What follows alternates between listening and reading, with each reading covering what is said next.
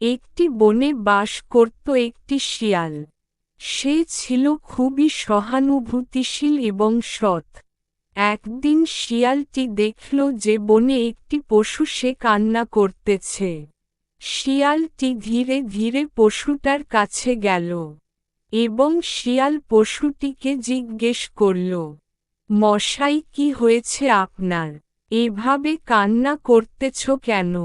পশু শিয়ালটিকে বলল, শিয়াল মামা, কি আর বলবো, আমি বনের ভিতর এসে পথ হারিয়ে গেছি।